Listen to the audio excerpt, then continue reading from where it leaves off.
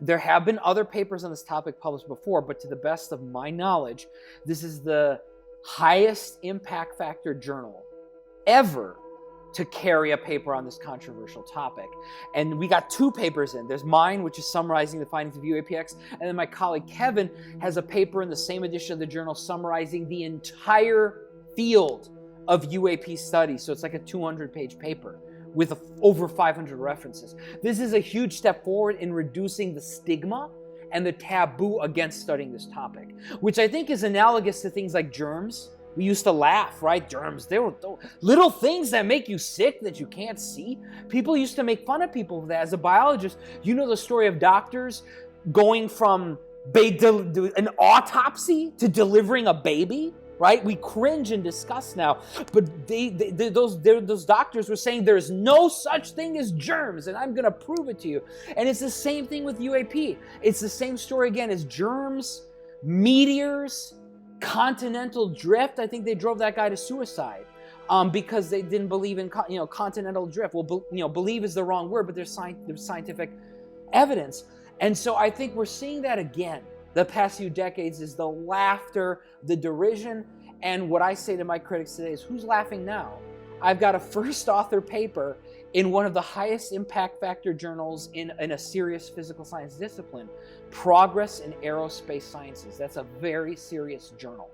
And so what we're doing is on UAPx is we're trying to do what many other groups now are doing, this Galileo project run by Professor Avi Loeb of Harvard. So there's many groups now that are all trying to do this with no funding, unfortunately, but trying to figure out what are UAP or UFOs. Turn that U into an I. Identify it. Now I want to be clear, because for pretty much everybody, UFOs, even UAP, the new acronym, it's become synonymous with aliens again. And I want to be very, very careful here that we are open to all possibilities. I am open to all possibilities. Maybe it is aliens. Maybe it's atmospheric phenomena. What if, ball lightning, earth lights, all these things. I just want to find the truth without biasing myself against certain hypotheses because society tells me those hypotheses are not acceptable.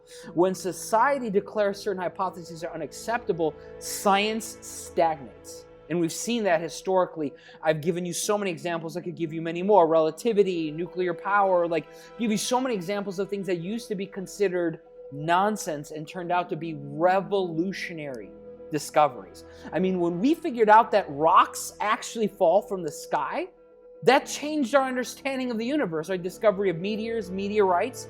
And so I think that we need to be open to possibilities. So I'm open to the possibility that it's aliens. We got alien probes flying around. I'm open to that possibility, but I'm not going to pursue that possibility at the exclusion of other potential answers, including mundane and prosaic ones. As a young undergrad student, I read Stephen Hawking's A Brief History of Time, and one chapter has stuck with me ever since. Chapter 9, entitled The Arrows of Time. It probes a fundamental question. Why does time seem to flow in one direction and only that way? It might seem like a silly question at first, one with an obvious answer, but the deeper you dive, the more complex and profound it becomes. In that chapter, Hawking describes 3 arrows of time. The first is the thermodynamic arrow, where entropy or disorder is always increasing, which explains why we never see a broken cup's pieces reassemble themselves. The second is the psychological arrow, our subjective sense of time where we remember the past but not the future. And the third is the cosmological arrow, defined by the universe's expansion rather than contraction. Here, Hawking argues that the psychological arrow is intertwined with the thermodynamic one, grounding our perception of time in the universe's increasing disorder. This brings us to our guest for today, Dr. Matthew Szydagis, an associate professor of physics at the University of Albany, whose work probing the mysteries of dark matter connects directly to these ideas. Dark matter, which is an invisible substance making up about 27% of the universe's mass, shaped the early universe's low entropy state, setting the stage for the thermodynamic and cosmological arrows of time. Through the Lux Zeplin experiment, or the LZ, Dr. Szydagis searches for weakly interacting massive particles, potential dark matter candidates which could reveal insights into the universe's evolution and whether time's direction is as fixed as it seems. His findings may even inspire speculative questions about manipulating time, echoing themes from his very popular TEDx talk on time travel. Beyond dark matter, Dr. Szydagis applies his rigorous data-driven approach to studying unidentified aerial phenomena, or UAPs, notably featured in the documentary A Tear in the Sky. His work bridges fundamental physics with the unknown. Join me in vivo with Dr. Matthew Szydagis on time, dark matter, and the UAP phenomenon. You are an experimental physicist at the University at Albany, and you have a fascinating cross-section of interests. First and foremost, you're in the search for dark matter using the LZ or the Lux Zeplin experiment, but you're also intimately involved in the rigorous scientific analysis of the UAP phenomenon, formerly known as the UFO phenomenon. But before we get into the details and all of that, I thought we'd start at the top. What is the difference between a theoretical physicist and an experimental physicist? And what is black matter, or dark matter rather? So there's a huge difference between experimental and theoretical physicists. So experimental physicist is more like is kind of, I'm going to use an analogy, is kind of more like an engineer, whereas a theoretical physicist is more like a mathematician. So for example, string theorist is a physicist, but they are theoretical physicists. There's huge misunderstandings that for people who are outside of physics. So when I tell people I'm a physicist, they will often say, oh, so you're a theoretical physicist. They complete that first attitude in their mind. And I go, no, I'm an experimental physicist. And then I get a blank stare because people don't know what that means. So I work with my hands. So wrenches, screwdrivers. You're building stuff. You're experimenting. Exactly. You're doing assays and experiments and the like, right? Exactly, yeah. So why don't we start with your academic pursuits? What exactly is dark matter? Can you demystify this sort of terminology for us? Lay people have a really tough time grasping what that concept is, but it is very important. It is, yes. So we don't understand what about 25% of the mass energy of the universe is made of. And based on the evidence we have so far collected from astronomy and cosmology, it appears that it really is matter, that it's stuff, but it's something beyond the standard model of particle physics. So we don't have conclusive detection in the laboratory, but we have evidence from astronomy and astrophysics that suggests there's more matter in the universe than ordinary matter like protons, neutrons, electrons that make up atoms, you and me. We know this through gravitational evidence. So we know that dark matter produces gravity like ordinary matter, but other than that, we know very little about it.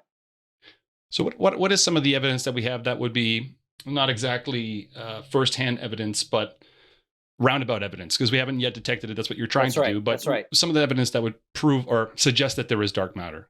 We have very strong evidence, even though not completely inconclusive, very, very strong hints, I would say, from astronomy and cosmology. And so one of them is the velocities of stars within galaxies and velocities of galaxies and galaxy clusters. They don't follow the Newtonian or even Einsteinian expectations. There's also something called the cosmic microwave background radiation, the so-called echo of the Big Bang, and fluctuations in that don't match with a model that would be completely ordinary matter. Then we've also got what's called large-scale structure. The large-scale structure of the universe, we have galaxy clusters, galaxy superclusters. We can't make the simulation models match the real observation of data, of the pattern of the clustering of galaxies in the sky, without adding this dark matter component, extra matter that's producing extra gravity. There's also this Big Bang nucleosynthesis. There's a whole bunch of these little, I think it's like 7 or 8, but pretty significant pieces of evidence that are all pointing towards not only that there's extra mass, extra matter, that it's actually stuff. And so right now the preponderance of evidence is that there's actually more stuff and that it's not, for example, a misunderstanding of gravity. Is there a reason why dark matter might be at odds with the classical theory, quantum theory, Newtonian physics? There's always an effort to sort of unify those with an overall theory, but is there room for dark matter in all of these theories? Yes, so it's not directly at odds at all, because we've been discovering, new particles for a while. Now, it is the case that it's outside of the standard model of particle physics. So it's not within our standard model. And so that includes, quantum mechanics, quantum field theory. So it would be an extra particle. However, Einstein's theory of general relativity is a theory of gravity. It doesn't care what type of particles exist, what their masses are. It's extremely flexible in that sense. So it's really not very much a stretch of the imagination. It will be a new particle, just like, the Higgs boson was discovered, although that one was predicted from the Standard Model. So it's not, while it would be important, paradigm shifting, new form of matter, but it's not as paradigm shifting as you might think, because it can plug into our existing framework, depending, of course, on the exact nature of dark matter, but it may be possible to plug in not too difficultly into our existing paradigm. I guess on the flip side, I'll ask the opposite question. Can these original classical standard models exist without dark matter? Depends what you mean. They've existed just fine without dark matter for decades and centuries. But there's a different way of answering that question. On paper, sure, but experimentally, no. And the reason is because if there is no dark matter, that would very strongly imply something is wrong with our theory of gravity. I'm not sure if that's what you were getting at, but yeah, if there was no dark matter, that'd be a serious issue. And our theory of gravity, the theory of general relativity, has been immensely confirmed and reconfirmed over and over again, such as with the data from the LIGO experiment, correctly matching predictions from GR. And so those would be the implications. And LIGO was the experiment looking for gravitational waves. Correct.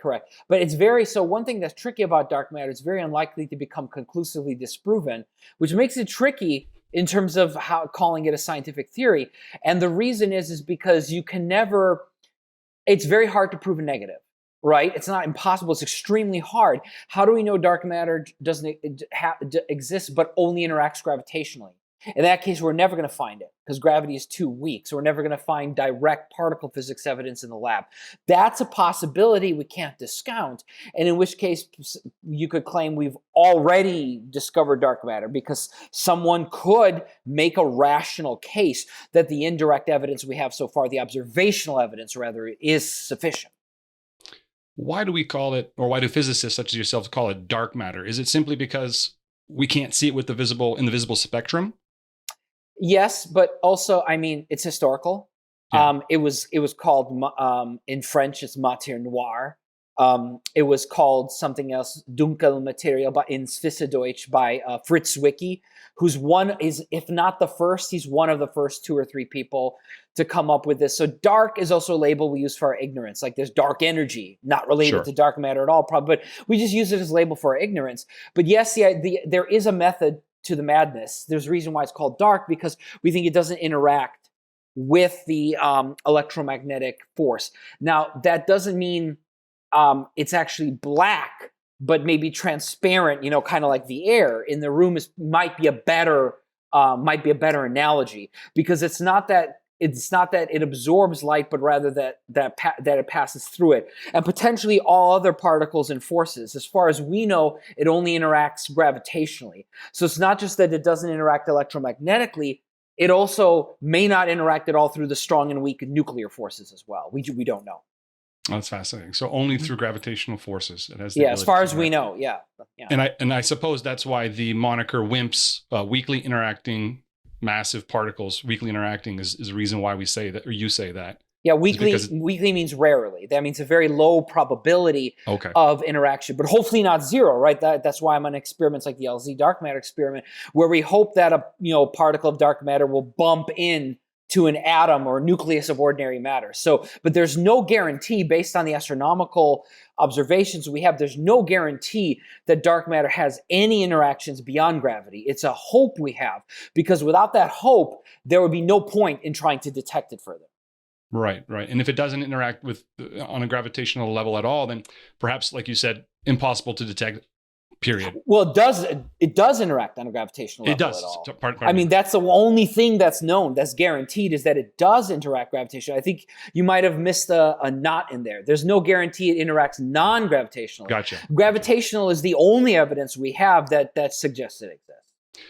So what is the current state of dark matter, the search for dark matter? Tell us a little bit about that and what you're doing with the LZ, or the Lux Zeplin experiment. So LZ is a cutting-edge, world-leading experiment, best in the world right now. But best at finding nothing, which many viewers may find funny. So it's the best at measuring zero. We measured zero to more decimal places than the competing experiments in Italy and China and elsewhere. So that's basically what it boils down to. So it's partially luck. Why am I on this experiment? It's historical. Where did I work as a student and a postdoc? But I'm very lucky. Others weren't so lucky because, as you know, there's very finite funding, especially federal funding for dark matter searches. And I'm very lucky the LZ experiment was chosen, that I'm part of it.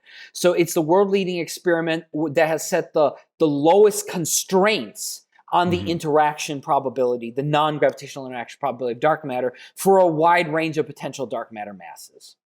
So the device, I guess you could say, in particular and specifically speaking, this is you've got 7 tons of liquid xenon, I believe, right? And you're trying to detect, as these possible weakly interacting massive particles are coming through and bumping in, you're trying to detect some sort of signal, whether it be light or other disruptions in other fields. And a big problem is you're trying to remove the background, right? The background noise. And I think that's what you mean by getting it close to zero. No.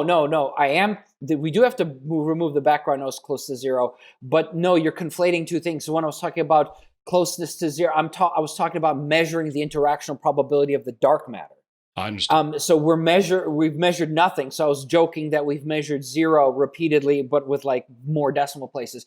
There's always background noise from known particles, from known radiation. And so we're trying to detect a signal on top of that. So we construct very low background detectors. So when I say low background, I mean less radioactive than your body. Like your human body is thousands of times more radioactive than the materials we build the xenon detector out of, that is trying to detect dark matter, because we don't want any background noise. And that's also another reason why we go deep underground, in order to get away from naturally occurring cosmic radiation.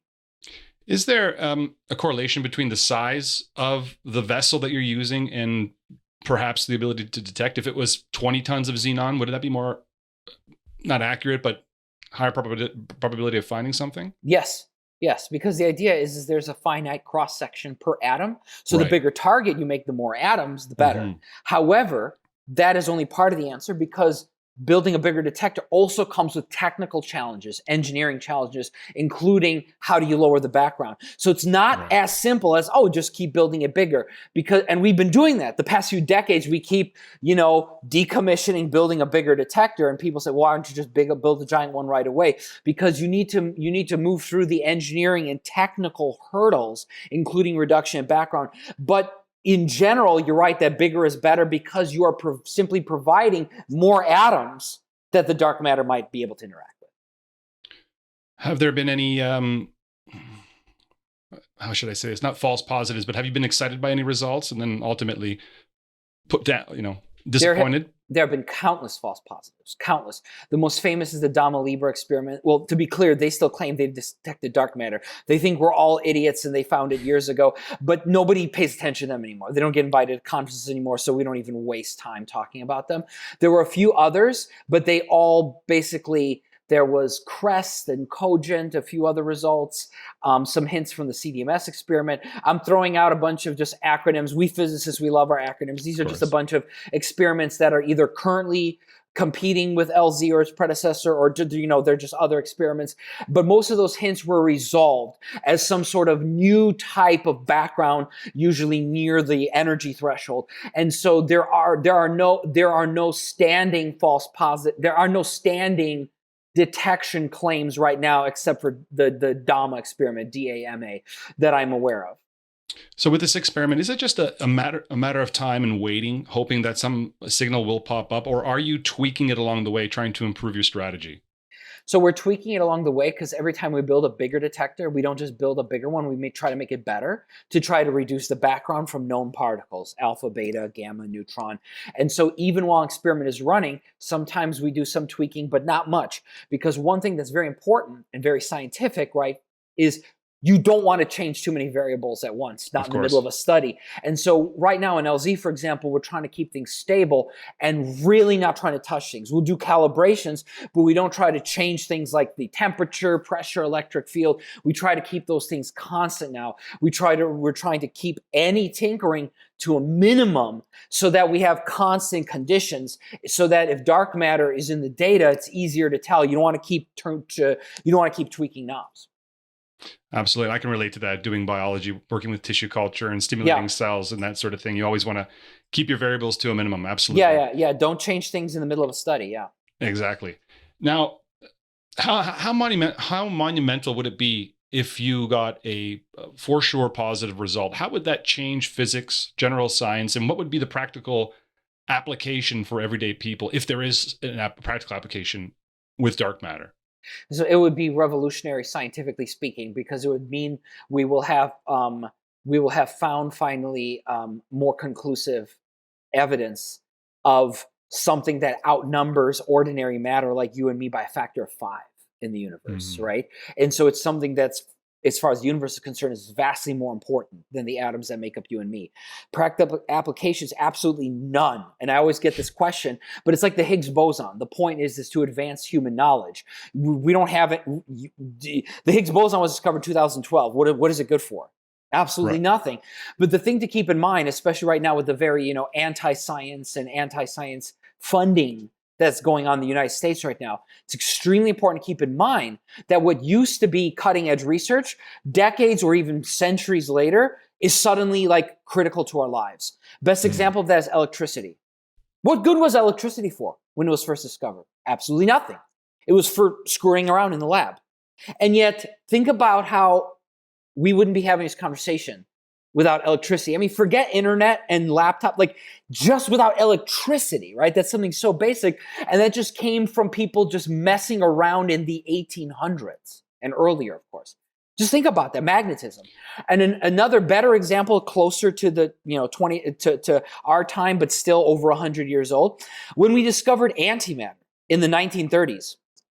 What the hell good was it? Who would have ever imagined that decades later, you would be, in biology, you would be injected with a very small, very safe amount of antimatter for cancer diagnosis? I'm talking about PET scans, right? The P in a PET scan, that's positron.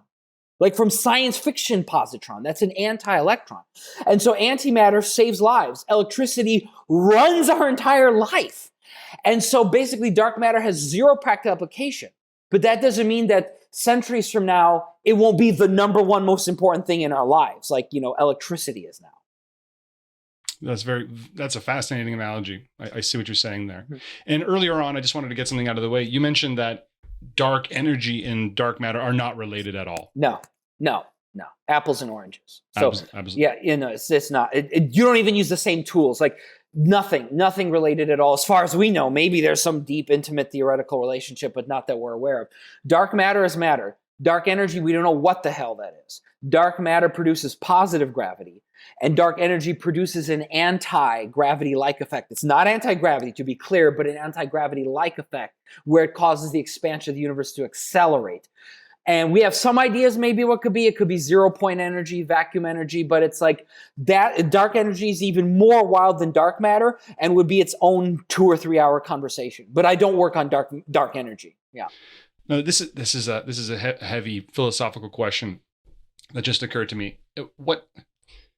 What's the point of dark matter? Is it you'll discover, hopefully one day, knock on wood, the identity of the particles that consist of dark matter. What is its point in the universe? Could you build something with it like you could with electrons and protons, make a nuclei, and you've got some atom? Is there something you could do with dark matter? I mean, it's not the practical question I asked you before, but what is its universal purpose? Yeah, so putting human purpose aside, so I'm not going to tell you what a human could build with it because I already answered that. But basically, what is the purpose of the universe? It's the glue that holds the universe together. Because without it, there's not enough gravity. Without dark matter, I mean, life wouldn't exist. Because planets wouldn't exist. Because stars wouldn't exist. Because galaxies probably wouldn't exist. So the universe would be too diffuse without dark matter. So the role it plays is that it enhances gravitational binding. It's like Think of it as the Force, as described by Yoda in The Empire Strikes Back. It surrounds us. It binds us. It holds the galaxy together. Without it, the galaxy would fly apart because it produces additional gravitational force that keeps stars orbiting around centers of galaxies. So it's actually extremely critical. Now, dark energy is a separate question. Right. What the hell purpose does that serve? It seems to be doing the opposite, destroying things. It's like yin and yang. And so don't ask me what dark energy is for. But dark matter has a very clear ontological purpose, if you will, philosophically speaking. Putting science aside for a moment, philosophically, yeah. That's fascinating. Is dark matter equally distributed throughout the universe? No. On average, yes. So the answer to your question depends if we're talking about astronomical scales or cosmological scales. And those two words are absolutely not synonymous. They are probably to the general non-scientists or not synonyms. On cosmological scales, the answer is it's uniform. On astronomical scales, absolutely not. It's clumpy because every galaxy we think has a spherical or ellipsoidal dark matter halo. And within galaxies, there may be subhalos, there may be clumpiness. But on average, over the tens of billions of light year scale, it's very, very uniform because our universe is very uniform, very isotropic. So a good analogy, you're a biologist, right? A good analogy is, I can turn the question around that you just asked. Is the human body uniform? I seem pretty uniform, right? I feel pretty uniform. Zoom in now. And you see cell, right? Or go into the bloodstreams like blood cell. Suddenly I'm not so uniform, right? Suddenly I'm clumpy. I'm made of cells. I'm made of bacteria, right, that live in my gut. And so that question can only be answered based on what scale we're looking at. So you're trying to measure it at the astronomical scale. Correct. Our scale. Within our galaxy, in intragalactic versus intergalactic. So it's clumpy in that sense. Is that what makes it partly hard to discover or hard to detect, rather? Well, we don't know. We don't know how clumpy it is. So it's possible it's so clumpy that there are what are called subhalos within our galaxy. And maybe that's why we're having trouble finding it, because maybe our solar system is is devoid of dark matter and there's like a higher density elsewhere that cancels out to the correct average. We've got some data on that. There's the Gaia satellite. We have astronomical experiments with some data on this, but we don't know how far down does the clumping go. We don't have powerful enough computers, I think, and computer simulations to be able to say, okay, does dark matter clump, on the scale of this orange, or is it on the scale of stars, or is it on the scale of solar systems? There's still debate between theoretical physicists, observational physicists, astronomers, and computer simulation physicists on the correct answer to that. I guess my last question about dark matter would be, where and when was it made? Was it created during the Big Bang, or is it younger than the Big Bang? No, not younger. The idea would be that it would be born with everything, with ordinary matter, with dark energy, with everything at the beginning. And in fact, we need dark matter near the beginning of time for one of the things I name dropped earlier called Big Bang nucleosynthesis, which is the beginning of the production of the lightest elements of the periodic table, like hydrogen, helium, lithium. We don't get the right amount of matter, especially the lightest elements, without postulating dark matter existing already a few minutes after the Big Bang, seconds and minutes. Mm-hmm. And so no, because of Big Bang nucleosynthesis, I can definitively say dark matter has to be about as old as the universe. So it's always existed, essentially. It should have, yes, yeah. That's interesting. Exactly. Now, I came across you years ago when you delivered your TEDx talk on time travel, which was absolutely fascinating, and you broke it down in a very digestible way. I would encourage everybody to watch it because it's very, very good. And you do look like Gustav Mahler, by the way. I do, yeah. It was a good joke, though, right? Yeah. My mom is a music teacher, so you had me laughing. No, but I've always wanted a twin brother. Can you imagine the time travel pranks I would do? I would have my brother dye his hair white and come into class and be like, "I'm you from the future." I've always wanted to do a prank like that. Can you imagine how awesome that would be? And just prank awesome. My class? It would be so much fun, like on April 1st. Yeah. 100%. Now, I'm curious now revisiting that because that was about 7 or 8 years ago now. I think that's prior to when you started working on the LZ. Actually, LZ has been around for at least 10 years, more than that, actually 15 or 20 on paper. But it was constructed nearly a decade ago. not quite a decade ago, but yeah, it's been a while. No, I've been working on LZ for like longer than I can remember. And its predecessor Lux, which was the same thing, smaller experiment. Yeah. Right. Combine the two. So I guess my question for you regarding that talk is, has your thoughts on time travel or the nature of time changed at all since then? Have we learned anything new that could add or take away from any theories of time travel? Yes, I learned one new thing, and I invited this. I don't remember his name. His last name was Russian, but his first name Dmitry. I invited. I'll have to look him up later. Unfortunately, we could put in the comments maybe for your video to give him a proper credit. But I invited a professor who's a theoretical physicist to come give a talk, and I learned something new, which is it's to be clear. We have no clue how time travel would work if it was real. So all of these are just hypotheses, right? We're just making, but it's a cool hypothesis. So his hypothesis, and see, I'm not using the word theory because remember in science, theory means fact, right? Like theory of evolution, and so or theory of gravity. So it's a hypothesis because we know we're just making it up. But the most fascinating new thing I learned, just one, but it's really big since my talk, my TEDx talk on YouTube, is that this one professor whom I invited for a talk and spoke with at length, he had this idea that if you went back in time and changed the past, this is what would happen. I don't think I've seen a TV show or movie do this, and I think this is really cool. You would succeed initially. Like, let's say you go back in time and you kill Hitler. That's the classic, right? But now there's a paradox because now maybe you weren't even born anymore because history's all changed. Then what happens is the universe locks into a loop. It's like Groundhog Day. But or pick whatever favorite time loop movie or TV show you want, right? You get locked in a loop. But on every iteration of the loop, you get closer to failing to kill Hitler. You get closer and closer to failing because the universe does not permit a paradox. Like I said, this is his hypothesis, Dimitri's hypothesis. The universe does not permit a paradox. So what happens is you succeed, but then the universe goes into a loop. And on every iteration of the loop, you get closer to failing. Now, to be clear, nobody remembers the loop. This isn't like the movies. You only remember the final iteration of the loop where you fail to change the past and history is preserved. So as far as you're concerned, you're like, well, what the hell? So as far as the time travel is concerned, it's equivalent to Novikov's self-consistency principle. So people could ask, like, is this real? Did that loop really happen? Or is it all in your head or in the universe's global mind or whatever? So, but mathematically, what this one professor was suggesting is this loop idea. I think I like it. I think it's sexy. And the reason why I think that's because I haven't seen a single TV show or movie do this. I think it's a really neat idea. So let me get this straight. So the first time you go back, you succeed. The second time you go back, you might not succeed, but get very close.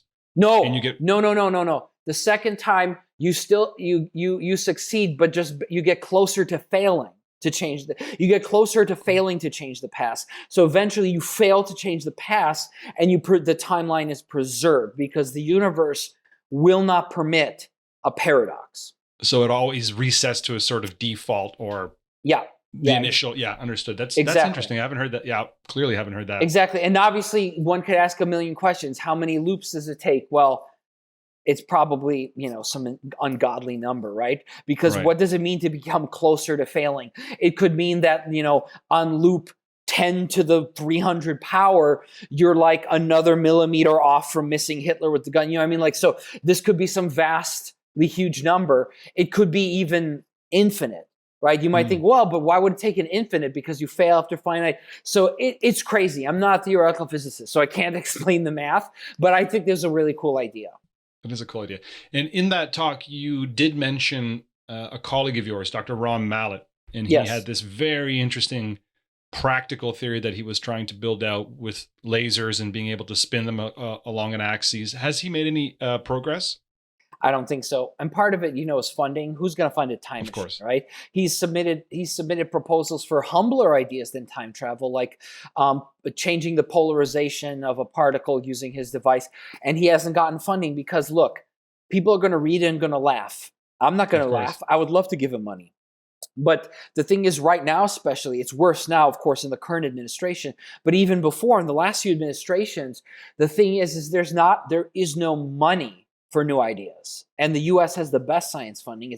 It's worse than other countries. So we just don't have money for new ideas, especially not crazy ones, paradigm shattering ones like Ron's, where he's actually legitimately trying to build a time machine. So I think it's tragic. If I had extra money, I would give him money. If I became rich because one of my ideas in physics takes off, I would try to get him the funding he needs to make his idea a reality, because even if it doesn't work as a time machine, he's got plan B and plan C on humbler and more achievable goals that are absolutely worth funding and exploring.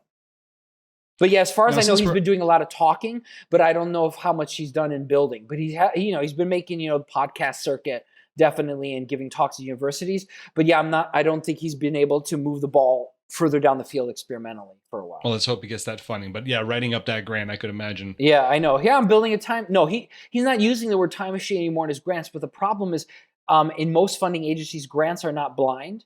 They're not double blind. They're only half blind, where you don't know who the reviewers are. So everyone knows who you are. So they look, right. Ron Mallet, time machine guy. And so the cat's already out of the bag.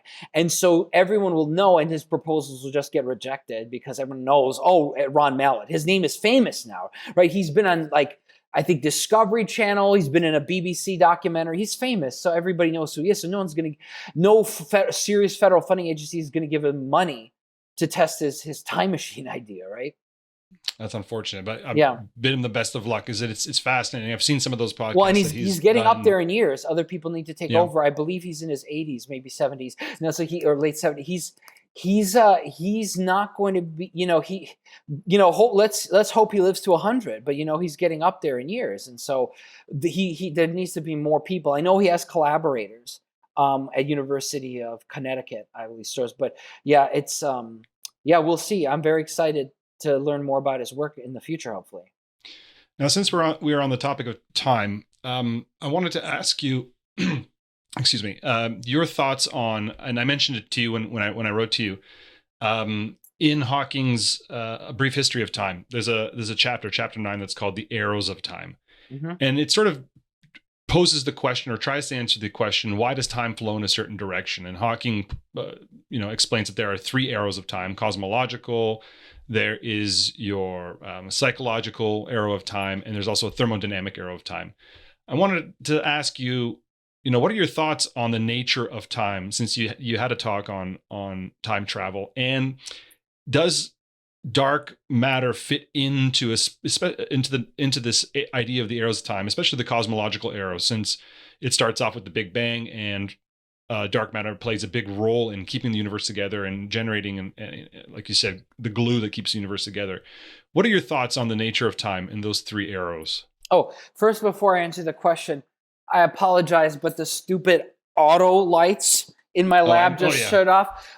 So I have to stand up and wave my arms. I'm sorry. I should have done this interview from home, but the problem is, I needed to get into the office. Well, the semester is over, and so now's the time to do real work. So I'm in my lab, because now it's golden time to get work done before the semester starts again in August. So those lights are great when you're at the bench and working for an hour, and the lights go out right in the middle of something important. That happens to me all the time, and it's dangerous. I'll be in the middle of soldering. I could burn myself with 800 degrees. It's just so aggravating. Or it's just, I hate these automatic lights. But anyway, arrow of time. So my thoughts are that, unfortunately, I don't have anything very deep to share with you, since I'm not a theoretical physicist nor a philosopher. So to me, I don't have a clue what time is. I don't have a clue. I can't even venture a guess to try to define it, because every definition is weak and fails. So let's take Stephen Hawking's definitions. Let's take the cosmological one. I don't buy the cosmological one wholesale, because let's say the universe stopped expanding and started contracting. Does that mean time runs backwards? I doubt it. It just doesn't feel right to me. So the universe stopped expanding, started contracting, because let's say there's more dark matter than dark energy. We don't think that's the case. But let's say we used to think that was the case in the 1990s, that one day universe would stop expanding, start contracting. I don't think that means time would run backwards. I think time would still keep going forwards, and the universe would just contract. You know what I mean? So, and thermodynamic arrow of time also doesn't work as a robust definition of time, because entropy can be reversed locally. It happens all the time. You don't see time going backwards magically. So I'll give you a great example. So if I let's say I freeze water, that water's entropy has gone down, not up, right? Because ice is more well ordered than liquid water. Correct. Did that water magically go back to time? Of course not. But, and it's canceled out, of course, by an entropy increase around. But there are plenty of examples like this. So I don't know who's credited with saying this. It might have been John von Neumann who said, life is an anti-entropic device. But when I first heard that, I'm like, that person must not have had kids. Because I'll tell you that kids definitely increase entropy. But basically, there are all kinds of examples of local decreases in entropy. So why doesn't time start going backwards there? So clearly the thermodynamic arrow is not correct. And the psychological arrow, that's not physics, right? That's arbitrary. So right. Psychological arrow of time is that's biology. So no offense, but that's not physics. That's like, it's just, it's not hard. It's not a hard scientific concept. So it exists. Don't get me wrong. Everybody, we feel time passing differently when we have fun, when we're suffering, all well documented scientifically by psychologists, psychiatrists, neurologists, neurobiologists, but that has nothing to do with time itself. But what's so crazy is that we can't define time, and yet we know how to manipulate it or measure it. So a great example of that is the fact that we have to compensate for relativity. You win it with our GPS satellites, right? We've got to compensate for the fact satellites farther from the center of the Earth than we are going 17,000 miles an hour. So we actually know that time without even knowing what the hell time is. We can write down math equations, say, oh, time gets distorted, time is contracted or lengthened. We can say that and write down math without actually knowing what time is. Time is one of those things. It's kind of like there was a Supreme Court justice who once said, I can't write down a definition for the difference between art and porn, but if you show me anything, I know the difference immediately. Yeah, it's the same thing with time. We all know intuitively what time is, even though none of us can sit down and write down a definition that every human being can agree on. Or at least every scientist, even. We can't do that even. It's like consciousness. Time is one of those dirty words that we can't come up with a consensus definition for. Yet it pervades everything that we do day to day. Exactly. It pervades our lives, as I said. But that doesn't stop us. Not knowing what something is, comes as a shock to most people. Not knowing what something is doesn't stop us from using it, right? I mean, for how many years, how many centuries were we manipulating air?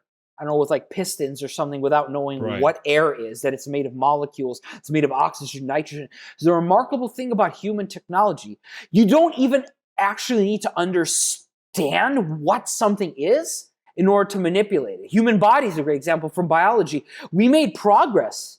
Biologists, doctors made progress at helping people, at treating illness centuries before the discovery of the cell or the discovery of germs. We made tiny little bits of progress against illness and disease without even knowing what the hell disease was. So you don't even need to know what something is to make a little progress in it.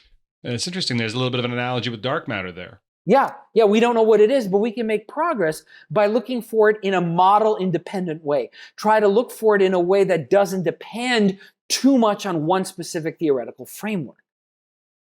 Let me ask you a question if dark matter. Sorry, you asked if dark matter is related to time. Yeah, I have no idea, except for cosmologically, because dark matter, it says, the glue that holds the universe together. So as the universe evolves, and see, that's cosmological era of time.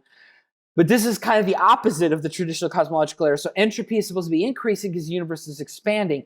But galaxy clusters appear to be, a higher order, less entropy. So it's one of those mysteries, is how the universe start with low entropy and go out to higher entropy, and yet over time the universe looked like it was going the other way with the creation of structures like stars, planets, and galaxies. So I think we don't understand what entropy is, and I think that one has to be it's dangerous to just have almost like a religious belief in the second law of thermodynamics when we don't even quite understand what entropy is, and there are contradictory definitions of entropy like there are for time.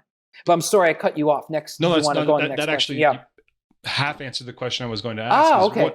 One of the questions that I hear students ask, and I've thought it myself, is at the Big Bang. The Big Bang was a bang. It was an explosion. How is it that the question would be, how is it that from a from an explosion, you get order, and not more disorder? Or are we looking at this differently? Because one might say, Big Bang occurs, and you've got a universe, you've got galaxies and planets and atoms and molecules. That is more ordered and complex than it once was before. That's exactly what I was just saying. Yeah, exactly, right? It's a mystery. Part of that is forces like gravity. There's gravity, nuclear forces. So part of the reason why order starts to appear, because you have attraction, you have repulsion, and so that's part of the answer. But that's still, I think, not very intellectually satisfying. So we still don't know all of the answers. In biology, there's a great analogy: evolution.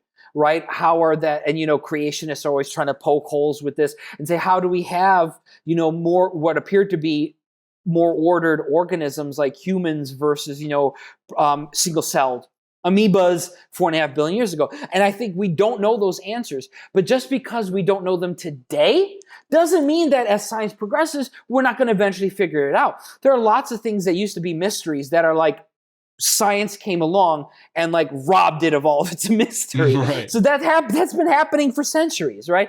And so I think that we need to be humble for the questions we don't know, because it might take decades or centuries to answer some of the questions you're posing right now.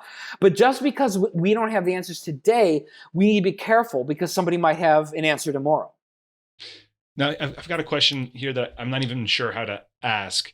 If the distribution of dark matter was initially put into place or set into motion at the time of the Big Bang, was that a fair assumption? No, the distribution does not set into place, not at all. The distribution evolves with time, because we think the universe was born inherently with these what are called like wrinkles in space-time, where dark matter could fall into those wrinkles and then attract gravitationally ordinary along with it.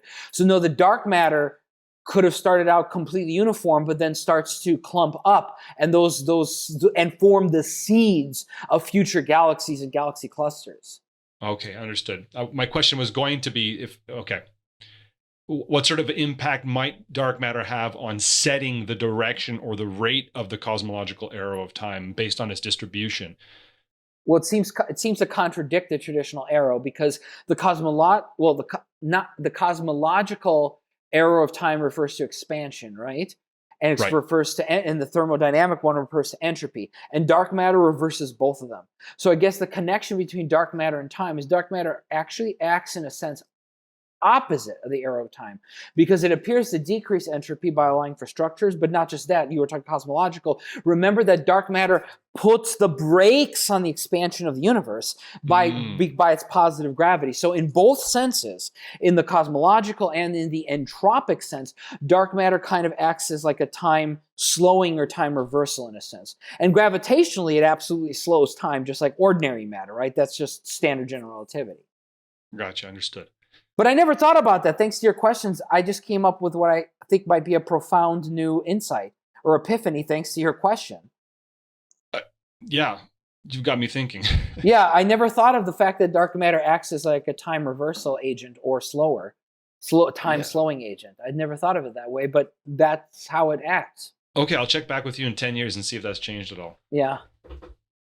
Okay, now, as I mentioned in the onset, you have found yourself sort of at the forefront of the UAP phenomenon, which is unidentified aerial phenomenon, and you are part of a group known as UAPx, which is really trying to apply rigorous scientific analysis of any data that might come out of any sort of interaction or sighting or recording. Can you tell us a little about UAPx, and how is it that what sort of skills do you bring to that group, and of what value are those skills? So I bring very general skills of image processing and particle detection. There have been claims, of ionizing radiation from UAP for a while. I should start, though, with the biggest news, which is me and my colleague Kevin's papers were just published in a special edition of Progress in Aerospace Sciences, and this is a huge deal. There have been other papers on this topic published before, but to the best of my knowledge, this is the highest impact factor journal ever to carry a paper on this controversial topic. And we got two papers in. There's mine, which is summarizing the findings of UAPx, and then my colleague Kevin has a paper in the same edition of the journal summarizing the entire field of UAP studies. So it's like a 200-page paper with over 500 references. This is a huge step forward in reducing the stigma and the taboo against studying this topic, which I think is analogous to things like germs. We used to laugh, right? Germs, they were little things that make you sick that you can't see. People used to make fun of people for that. As a biologist, you know the story of doctors going from an autopsy to delivering a baby, right? We cringe and discuss now, but those doctors were saying there's no such thing as germs, and I'm going to prove it to you.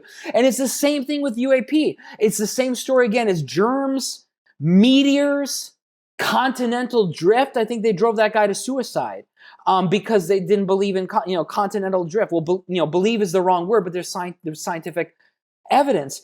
And so I think we're seeing that again. The past few decades is the laughter, the derision.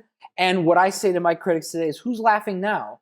I've got a first author paper in one of the highest impact factor journals in a serious physical science discipline, Progress in Aerospace Sciences. That's a very serious journal. And so what we're doing is on UAPx is we're trying to do what many other groups now are doing, this Galileo project run by Professor Avi Loeb of Harvard. So there's many groups now that are all trying to do this with no funding, unfortunately, but trying to figure out what are UAP or UFOs, turn that U into an I, identify it. Now, I want to be clear, because for pretty much everybody, UFOs, even UAP, the new acronym, it's become synonymous with aliens again. And I want to be very, very careful here that we are open to all possibilities. I am open to all possibilities. Maybe it is aliens. Maybe it's atmospheric phenomena. Ball lightning, earth lights, all these things. I just want to find the truth without biasing myself against certain hypotheses because society tells me those hypotheses are not acceptable.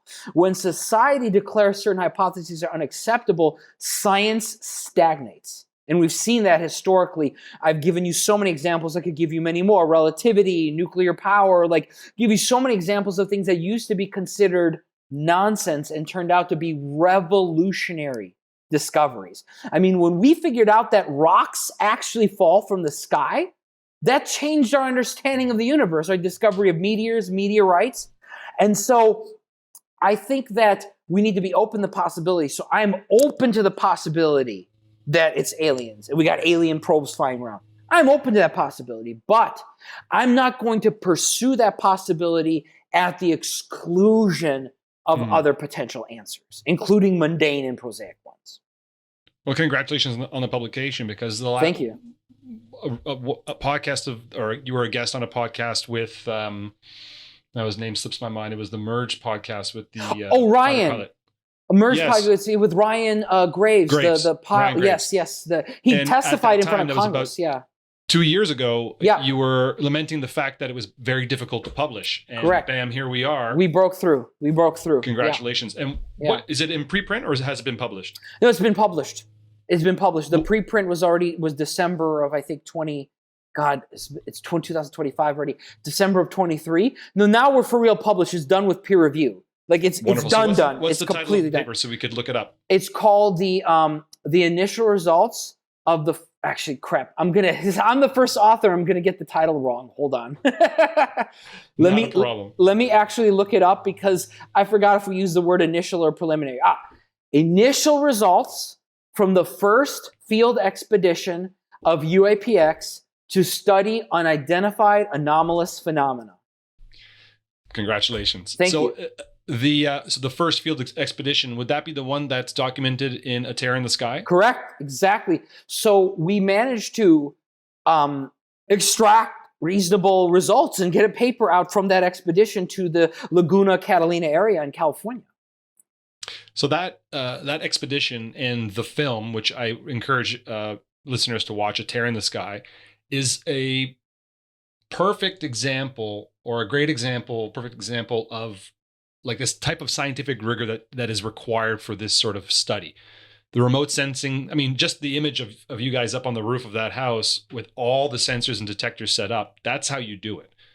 And I applaud you on that fact, because that's what the community needs, is that sort of approach, and it's beautifully laid out in that documentary. So why don't you tell us a little bit about what you discovered? It might not be the best word, but what is it that your conclusions were? So, yeah, that's an excellent question. And the conclusion was not, oh, here's the alien mothership, and here's a non-human, being waving at us through the window. Like, we wanted to have that, right? As I said earlier, we're open to that possibility, but we didn't catch some magic smoking gun evidence, because that's not how real science works. I think it was comedian John Oliver said it best: is science works slowly and boringly. Right. And so if we wanted to, we could have over sensationalized the results, but we didn't do that. We're very proud of the paper, but people always ask us, well, what are the takeaways? Did you find UFOs? Did you find aliens? And I have to hem and haw and go, no, because it's much more nuanced than that.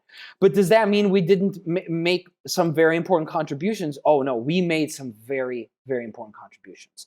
So first of all, I mentioned already earlier that, to the best of my knowledge, the journal that we got published in is the highest impact factor. So those of you, I'm sure you have a lot of science-minded viewers who might know what this means, but maybe I just realized I'm throwing out terms potentially your audience might not know what they are. You've got to stop me when I do that. And so if people don't know what impact factor is, it tells you basically how many citations a journal gets, like per article or something. It's a metric. It just means bigger number is better. And it's a more prestigious journal, better reputation. And so we got published in the highest impact factor journal that any UFO or UAP paper has ever been in history. And now in terms of what about the specific contributions from our paper? Well, we can break it into like about 4 or 5 takeaways, into a nice bulleted list of takeaways. And my university, by the way, worked out a press release because they were waiting on my colleague Kevin's paper, which is a history of all of ufology, waiting for our papers to be both finished through peer review and the proof stage and stuff like that. And so we don't have a press release, but we should this week. And we're very, very excited about that. But sort of the bullet points I was telling my own, media people are, okay, first, that impact factor of the journal. Another is that we actually quantified what extraordinary evidence is. Because people like bludgeoning other people to death with Carl Sagan's extraordinary claims require extraordinary evidence. If I had a nickel for every time someone used that to shut down rational discourse, including scientists and non-scientists will do that. If I had a nickel, I would be able to fund my own research, right? I wouldn't need the federal government. I'd be so rich. But we finally quantified it to stick it to all those people. And we quantified it in an extremely natural way. We just took it from particle physics. We just said, okay, extraordinary claims means 5 sigma. 5 sigma statistical significance. So now, of course, one can argue in the gray areas, oh, is that statistical or systematic error as a scientist, but that's not the point. The point is that we're setting a goalpost, and people can refine the goalpost and say, okay, what do we mean by 5 sigma? What's the null hypothesis that we can get in there? But our point was not to have a perfect proclamation. Our point was to move the conversation forward out of the tired old circular rut of extraordinary claims require extraordinary evidence. So now what we want to do is change the conversation to be like, oh, 5 sigma, I don't agree with that. It should be higher, it should be lower. At least we're no longer qualitative. We're trying to move the conversation from qualitative to quantitative. So in the conclusion of our paper, we call for ufologists, UAP researchers, whatever the hell you want to call them these days, right? Whatever the term is, in order to use quantitative statistical evidence of anomalies. That's another big thing. Another amazing thing we did. And this is hard now because they're shutting down, Doppler radar systems because of Doge and Musk. We have, as far as we know, this is the first time ever that a scientific paper looking at UAPs uses public Doppler weather radar data from NOAA in order to see, was there a UFO is there a hit from the radar at the same time you see a UFO? So that was another achievement. The result was ambiguous. If you read the paper, we saw what might be hits that might correspond to our main anomaly, but unfortunately it was not 5 sigma. And it was more like 3 when you do all the math of all the different modalities we had. We also developed, I actually did this a lot myself, but I had a huge team helping me, is we developed new software to study infrared imagery called CTAP. custom target analysis protocol. And what it does is it just pulls objects out of camera images, not just infrared, but just regular video. It's nothing special, but it was the first time, to my knowledge, that these types of algorithms were also applied to FLIR cameras. And so it doesn't find, to be clear, it doesn't find UFOs for you. It finds everything. Like plane, bird. Basically, the purpose of it, the software is not to detect UFOs. Like, hopefully that'll come later as we refine it. The purpose of the software is so you're not watching 6 hours of video of the clouds rolling by. It picks out the birds and the planes and the drones and the helicopters for you so that you can go look at just those frames of the image. And so the purpose of the software is to basically unite human quality assurance, human eyesight with AI, with machine learning, unite the best of human intelligence and artificial intelligence to do video analysis. So those are really the biggest takeaways from our paper. Each of those, I think, could have been their own paper. Is that software, are you open sourcing that software? We will. We will. We were just waiting for the paper to be finished, published, and now that it is, this summer I'm going to work on, I don't want the documentation to be a mess. I don't want the documentation right now is a mess. It's embarrassing.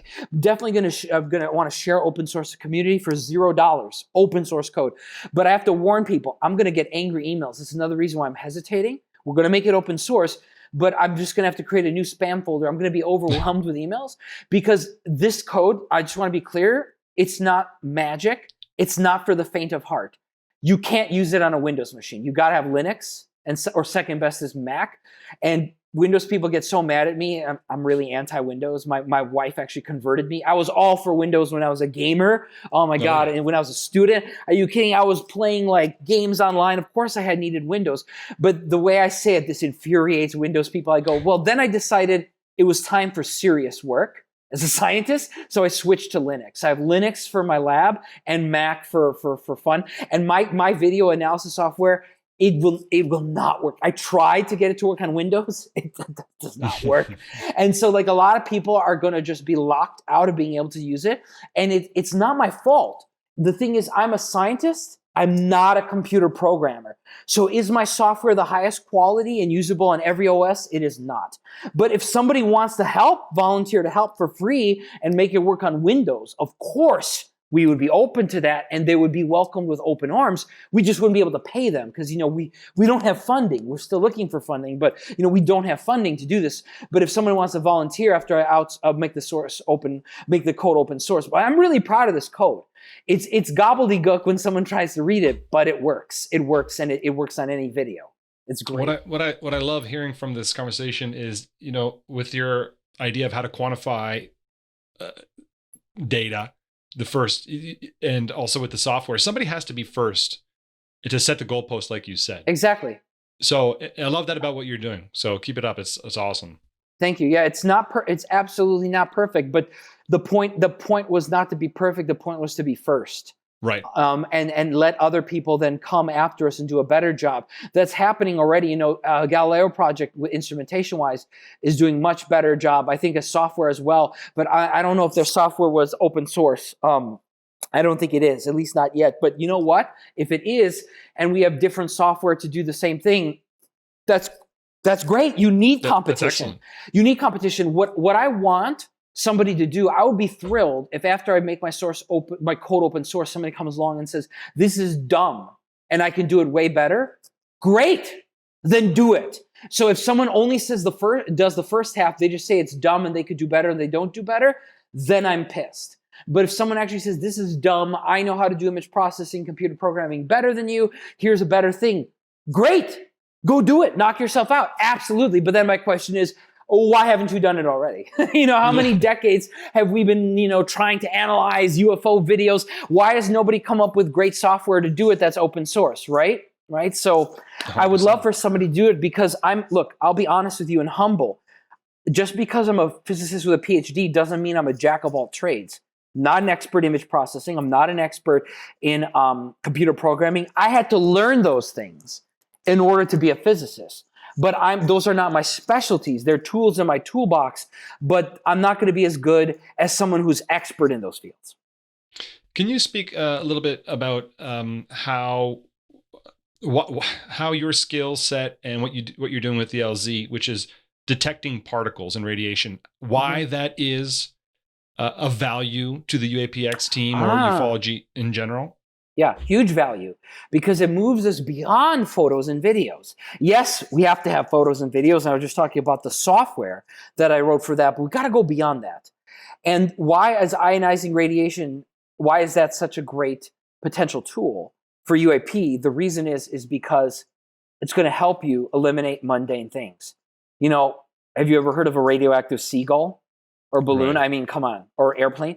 And so basically it'll help eliminate more of the mundane and prosaic things, assuming you do it right. Because remember, there's background radiation all around us. So the one thing we want to avoid, and I hope this comes through in our paper, we don't want to be like that ghost hunter guy who's like, oh my God, look, we got a reading. You know what I mean? Who don't understand what control data is, what statistical significance are. We don't want to be those guys, right? And sometimes it seems that way in the movie, right? Because remember, it's edited, it's got to be Hollywood, it's got to be exciting. We don't want to be those guys running around with the like, I got it, look, the needle, guys, you buried the needle. And it's like, turns out it's a false positive, right? So we got to be really careful. But with radiation detection in particular, there's a better answer to the question. There's a second half, which is there are historical cases of people claiming to get radiation burns from UFOs. Like, I mean, people might laugh when they listen to this episode of your podcast, but here's the thing. John Burroughs, a U.S. veteran, was actually granted disability insurance for being biologically harmed by a UFO. I mean, your viewers can look this up. Like, this really happened. Senator McCain, the late Senator John McCain, you know, God rest his soul, he helped this guy out, this U.S. veteran, because the government was like, oh, your medical records are classified. It's like, they're my medical records! So they wouldn't even give his medical records. So like, that's why, you know, people should stop laughing about UFOs, because we have physical evidence, not just photos, videos. People have been harmed. That doesn't mean, again, that doesn't prove it's aliens. Radiation occurs naturally, right? There are beaches in South America that are radioactive, right? From uranium, thorium, so like the radiation occurs naturally. So I'm not claiming that radiation automatically means it's an alien spaceship and it's the engine exhaust. But I'm just saying that there have been documented historical cases. Rendlesham Forest, that's the John Burroughs case, he was in there. The Cash Landrum case from Texas, which was either, I always get the year wrong, it was either 1979 or 1980. It was right on the border with the 80s. Might have been like Christmas of 79, and that's why I get confused. But there's the Cash Landrum case. We mentioned all this in the paper, by the way, which is insane if you think about it. This is an academic paper that's citing UFO stories from, like, you know, unsolved mysteries. But we did it, and we got away with it. It's in our bibliography. And it was the right thing to do, because the problem is that the stigma prevented us from publishing historically on this topic. And so a lot of the references will be what's called gray literature, right? They're not other scientific papers. We're citing like TV shows and movies, and books, which sucks, but we're forced to do that because the stigma meant that nobody could actually publish a scientific study on Rendlesham, on Cash Landrum. So yeah, I have like a Rain Man type memory. So I remember all these UFO cases. But your original question was about radiation. There are tons of cases of people claiming they've been burned by ionizing radiation, harmed by ionizing radiation from UFOs. I mean, just talk to, you know, Gary Nolan, Professor Gary Nolan of Stanford. You know, lots of people have talked about this. And so there's documented physical evidence of that. So that's why radiation detection is a great tool to bring to the toolbox, so that we're not just looking at blurry photos and videos again, but we're going beyond that. Right. And it's also difficult to hoax or to fake. Exactly. Unlike photos. You're right. I forgot that. I forgot to say that. Yeah. How are you going to hoax radiation? I mean, you could. I mean, what are you going to do? You could stuff a Fiesta-ware plate, a red Fiesta-ware plate down your pants. I wouldn't recommend it. I would definitely not recommend putting it down your pants, because you know I'm talking about the radioactive Fiesta-ware plate from I've got one in my lab, and did you know legally it does not count as a radioactive source? It's a plate. It's just a plate. Legally speaking, it doesn't count as a radioactive source, which I find hilarious, right? Because laws are written by politicians, not by scientists and engineers. Of course. It's absolutely dangerous. I would never eat out of it. I have it in my radioactive source safe because, you know, safety, right? You know, but people used to eat off this stuff, right? Sure. It's insane. It's like, oh my God. Reminds me of the Soviet era crystalware full of lead. like high concentrations. Oh yeah, yeah, yeah. Yum, right? It's like insane, yeah. But basically, my point is that yeah, you could hoax radiation, but really, that's really hard, right? Hoaxing a photo or a video is easy. Hoaxing radioactivity, registering like in Geiger counters, things like that, it's not impossible. I can think of ways of doing it, but it's way harder than just faking photos and videos.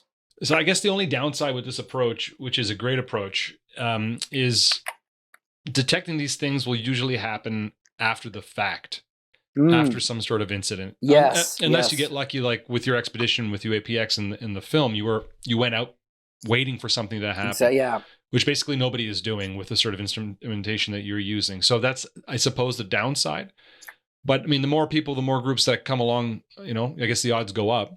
No, that's not a downside because there's a solution to that, which is you need to go to hotspots. You don't assume that UFOs are randomly distributed. I've argued with people who say, oh, UFOs are randomly distributed. I know people who have looked at the data and have, yes, they're not idiots. They've compensated for the obvious things like population density. And come on, these are, scientists and engineers, okay? They weren't born yesterday. And so basically, I have colleagues. So I'm not just a member of UAPx, I'm also a member of SCU, Scientific Coalition for UAP Studies, which does have a lot of amateur UAP researchers, but also has a lot of scientists, engineers in it. And they did a report on this, and they claim to have statistically significant evidence that UAP are more often, on military sites, in particular nuclear sites. Right. And that makes sense because some of them might be prosaic, right? They could literally be Russian, Chinese spying. So that makes sense. But what I'm trying to say is there is some modest, not great, but modest amount of evidence that suggests that there are such things as hotspots, in which case you want to go to hotspots. But also we point this out in our paper. And my colleague Cecilia Levy, she's a co-author on the paper, she's the one who suggested this. You also need cold spots. It's kind of like from drug trials, it's kind of like having both placebo and nocebo, right? Negative control. Exactly, a negative control. And so what do I mean by a cold spot? A place where it's like, yeah, there ain't been a UFO sighting here ever, and there are no planes. It's far away from airports. So you basically need a positive and negative access to your control. If we had funding, we would be the only group to do that because I'm not aware of any other group that's planning that except actually, Harvard might be planning that. Galileo Project might be, but they're the only other, they're the most serious group out there with funding and everything. But I would say I definitely can count on the fingers of one hand. I definitely wouldn't need my whole hand in order to count the number of groups who are seriously thinking about both positive and negative controls. And I'm going to go turn my lights back on. I don't think actually, so don't edit this out because your viewers will think it's hilarious. They'll think it's hilarious. Yeah, okay. They'll think it's hilarious. And it just I know we're coming up on our time here. I just have a couple more questions for you. Yeah, sure. Yeah. What's next for UAPx? Money. We need money from somebody, or we're considering talking to other groups because one thing that we needs to start happening in the field of serious physical science-based UAP studies is groups need to start merging. People need to start putting their egos aside, their differences aside. Because right now, so I once tried to make a list. And off the top of my head, I made a claim to somebody. They didn't believe me. I said, there's like 50 UFO groups. I just said the word 50. They're like, there's not 50 UFO groups. I sat down, and on the first try, I think I got to like 47. Like acronyms, like MUFON and GP and SCU and UAPx, and like it's insane how many groups there are, how many acronyms. And they claim, they have different missions. Bullshit. Some of them do legitimately. Like, I'm not claiming there should only be one group. No, there are plenty that have completely different missions. Like, for example, some say, we believe all UFOs are aliens. Some are agnostic. Like, that's fine. You got to have different organizations, different scopes. But right now, there are way too many redundant organizations. It's completely out of hand. And so if I was a rich guy, and I'm like, you know what, I'm interested in UFOs. Who do I give money to? Do I give it to Avi at Harvard? Well, he's Harvard. Maybe he's most likely to be successful. Do I give it to an underdog? Do I give it to UAPx? So I don't even know where to write the check to if I was a rich guy now interested in funding this myself. Because, federal government, of course, they're never going to fund this. So, but we need private donations. But the problem is everyone is vying for that same pool of donors. And so people are getting nowhere. And so as a result, on UAPx, we're considering, are there other what groups can we reach out to? Can we collaborate with? Can we even go so far as to wholesale merge with? And we've been encouraging other groups. Like literally, I've had people funding UFO groups where I tell them, why are you doing that? Stop what you're doing right now. Close your group, join an existing one. And they get mad at me. They're like, oh, my idea is better. I'm like, yeah, that's what the other 46 people said. Right. You know, like you basically, the problem is the egos. And I think there should only be 3 or 4 groups, maybe 4 or 5. That all, and you have, you know, competing groups that are doing hardware, doing instrument studies, no problem. But right now it's completely out of hand. And right now you have winners and losers. Some people got really lucky. They're not necessarily best science, best scientists, or best equipment, but they've got, you know, millionaire backers for some reason that came out of the woodwork. And so the situation, that's the situation right now. I wish I could tell you, oh yeah, UAPx is planning another expedition. It costs dollars. Even if we did it on a shoestring budget, let's say we didn't buy any new equipment and I just hauled the used equipment from my lab and all my colleagues just threw together the equipment we just already happen to own because of our other projects we do, like my dark matter one, you know, et cetera. And let's say I just started grabbing stuff from my lab, you know, which I did partially on the first expedition, although there we had Dave Mason and his, you know, huge set of cameras and other people as well. But basically, even then, who's paying for my hotel? Who's paying for my airfare? Who's paying for my gas if I'm driving? Like, the thing is, you know, like, what about salary for students? What about students to help analyze the data? So it's like, but what's really insane is that for a few tens of thousands of dollars per year, that's it. We're not even talking millions. I would drop everything I'm doing and just work on UFOs. I'm waiting for a millionaire or billionaire to hear that and come. And I've gotten some success, I should say. I don't want to count my chickens before they hatch. Gotten some success on that front. But I'm really looking for someone to literally sign a contract with me that says they'll pay me like $30K a year for the rest of my life. That just covers my summers. You know, since I'm a faculty. And that doesn't cover equipment, doesn't cover travel, but I would basically drop all my other projects and focus just on UFOs. Because that would cover my salary for the summer, right, between the school years. And that's nothing. That's like what the change on a billionaire's nightstand, right? I mean, come on, like a few tens of K per year, that's like peanuts. And so that's what I'm looking for. Now, for all of UAPx to be successful, all my colleagues, then you have to multiply that, of course, per person. You have to add equipment, like I said, airfare and things like that. But just to start, we're talking just tens of thousands per year for the faculty members like me, my colleagues, Kevin, Cecilia, to, you know, quit the day job, not entirely, you know, still be professor during the year, but during the 3 months, during the 2 or 3 months of summer to be able to focus on this topic. That's where we could start. And then from there, add a few more tens of K to get better equipment, more equipment, things like that. This is all chump change to, you know, to a modern billionaire, right? This is just chump change. But unfortunately, they've already donated. The billionaires interested in UAP have given to different groups. They have not given to UAPx or SCU, the groups that I belong to. You know, the idea of federal funding for UAP research. I'm not holding my breath. I am not holding my breath for that. But no. if that ever happened, you bet your ass, me and my colleagues, we would jump on that. And if we didn't get funded immediately, there's no justice in the world. Well, we already know there's no justice in the world, but there's very few. You can count on the fingers of one hand, right? Avi Loeb, Gary Nolan, like PhD scientists at real universities. There aren't 100 of them, okay? And so if the federal government actually issued a call for proposals, my colleague Kevin and I, we would knock it out of the park because we have past experience. We'd point to our publications. We'd be like, yeah, look at that. We published papers with a shoestring budget already. And so like we would be, if it was serious, like if the peer review of the proposals from the government was honest and just, we would have to be shoo-ins. You know, shoo-ins for it. I'm not bragging. It's not that we're smarter than other people. We just worked hard on a shoestring budget. We worked really, really hard.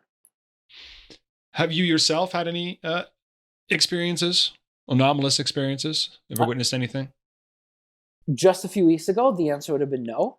But now the answer is yes, because despite having a shoestring budget, I'm not allowed to talk about it, where we went and what, but despite still having no funding, UAPx may or may not have done another expedition to a potential hotspot. I cannot say the details because there's just, you know, it's tricky with people involved and there's still stigma, right? You don't want people's career ruined because you say, oh, hey, so-and-so was on this UFO expedition with me. You know, I mean, like, I've got to be extremely careful.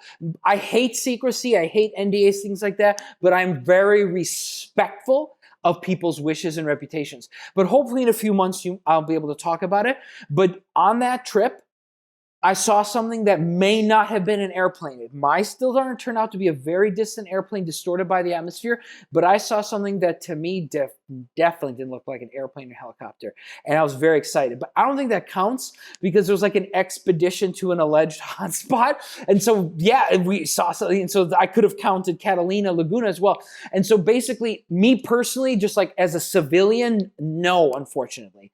I've always wanted to, because in the current era with iPhones, I'm ready to whip out my phone and I'm ready to start recording, which I did during the experience I just mentioned. I already had the scientific equipment recording, but I'm like, I'm getting this on my iPhone too. What if the equipment fails, right?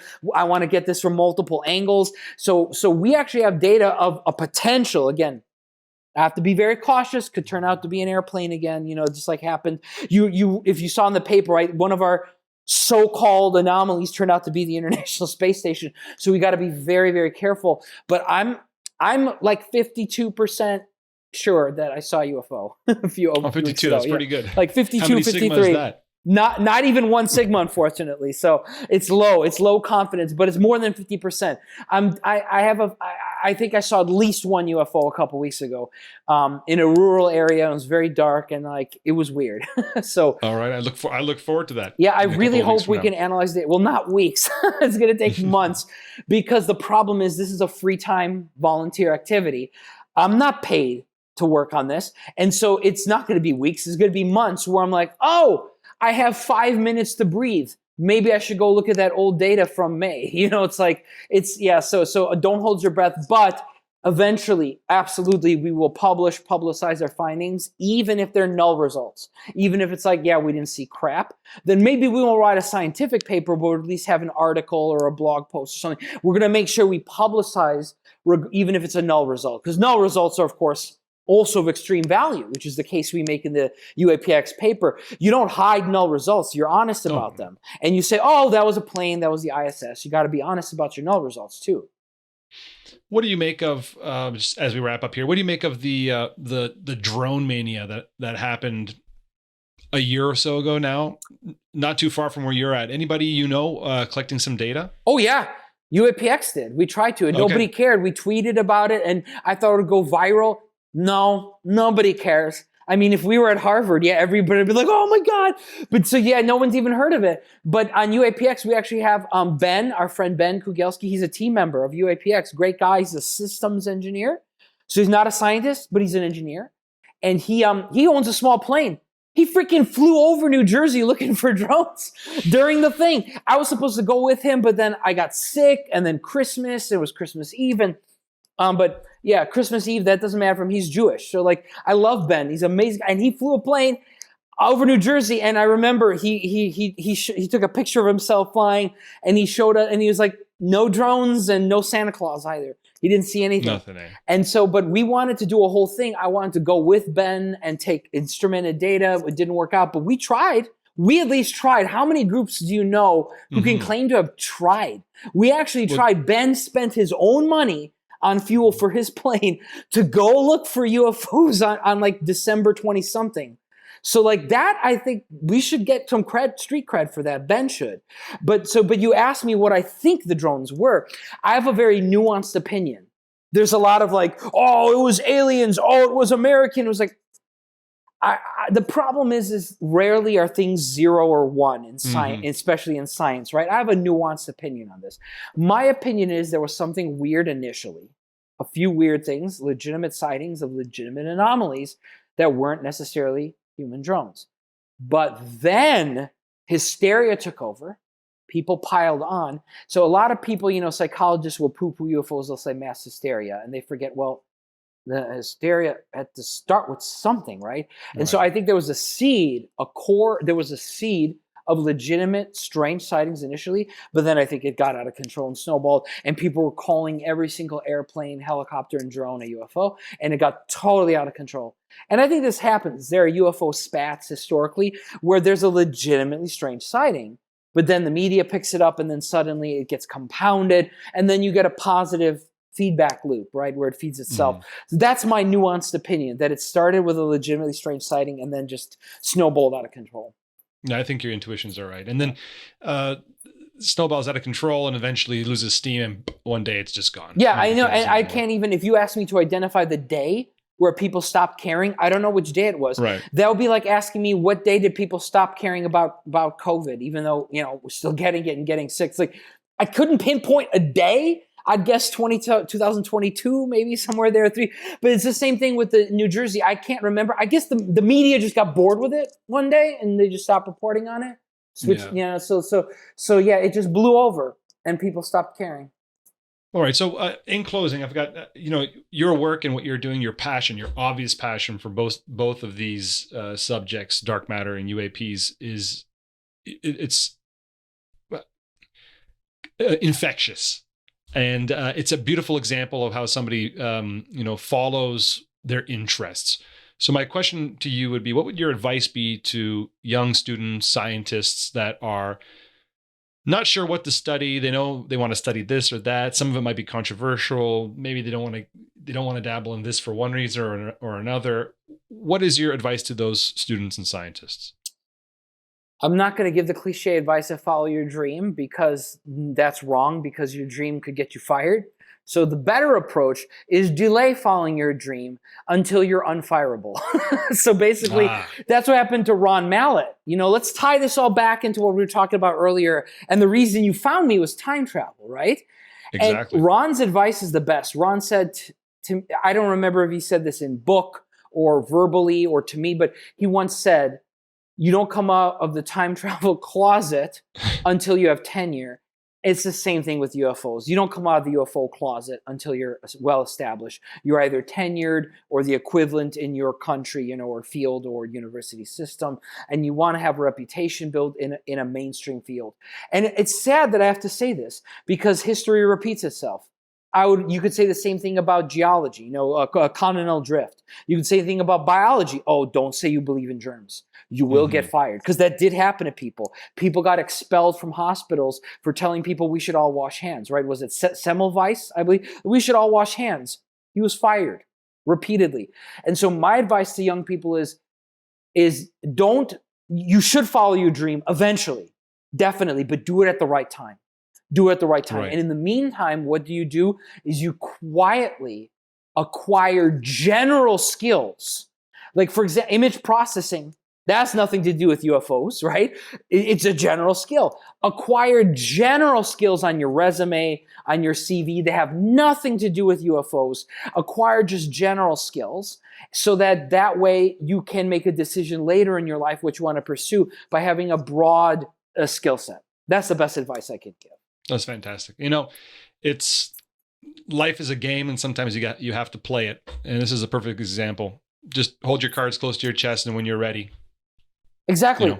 Don't play the cards early. I mean, there were people who say, oh, that's disingenuous and blah, blah, blah. I'm like, you know what? You could be, and it's unethical to hide your true beliefs. And I'm like, let's see how far those really high and mighty ethics will get you when there's nobody working on a field, because everyone gets fired before they get to, the final stage of permanency of like faculty or labs. So if we want to make progress, you got to stay in the closet for a while. Unfortunately, I know it's horrible advice saying it out loud. You got to bide your time to when it's right to say, hey, everybody, by the way, I work on UFOs now. Like, you got to be very cautious. And this advice comes also straight from Ron Mallet, who, by the way, super not interested in UFOs. He thinks I'm crazy. But he's the guy who works on time travel. I'm like, come on, Ron. It's like calling the kettle black, right? It's like, come on, Ron, you work on time travel. But he's like, oh, but this is real science. I'm like, so's UFOs. It is now. It is now, in no small part thanks to the pioneers who've been trying to make this a legitimate field for decades. So Kevin and I, we stand on the shoulder of giants. And if you look at our papers, the bibliography, I have over 100 references in my paper, UAPx paper. Kevin has over 500 references, because we give credit to all the people who went before us. Kevin and I didn't just come out of nowhere and like invent a physical science branch of ufology. We are standing on the people who came before us, the luminaries of UAP studies who came before us. I won't start naming names because if I do, I'll forget. I'll forget some and then anger people. You should, though, just look at the bibliography and look at the co-authorship list of Kevin's paper. It's got like 30 some co-authors. He's got some of those luminaries, the ones that are still alive, co-authoring the paper. Some of them are in their 80s, right? Who co-authored that paper with Kevin. So I think we're seeing a sea change. We just need, as always, those dollar signs. If we only had funding, you'd be seeing some amazing things coming down the pipe. Well, that's super exciting. I'm going to definitely link to at least your paper and Kevin's once it's available publicly. And we'll go from there. And I look forward to hearing the next UAPx drops. Can we follow you on X at all for UAPx? So yes, you can. Not me, but you can follow UAPx. We are on X, but that's run by Gary Voorhees. He's the president of UAPx. I have no time for social media. No, to me, it's a complete waste of time as a scientist. You're better off. I have too much to do. And seeing the comments people make to like YouTube video stuff, I'm like, I can't do this. Like, I've made the mistake sometimes of looking at comments on YouTube videos I'm in. And it's like, Matthew Szydagis is a moron who doesn't know what he's talking about, blah, blah, blah. And it's like, I don't have time for that toxicity and negativity. So I'm not on X. I have a Facebook account, but that's historical. It's because I got peer pressured in college into joining Facebook, but I never go on. But I don't have X. I don't have Instagram. I'm a ghost on social media except for this Facebook account that I never log into. But UAPx, you can follow UAPx on X. Makes it sound weird, on the artist formerly known as Twitter. That's what I call it. And so you could definitely follow UAPx. That's where we announced when my paper was first public and published a few weeks ago. So so follow UAPx on X. Yeah, it was an absolute pleasure, and I hope to talk to you sometime in the future when you've got some more data. Yeah, sounds good.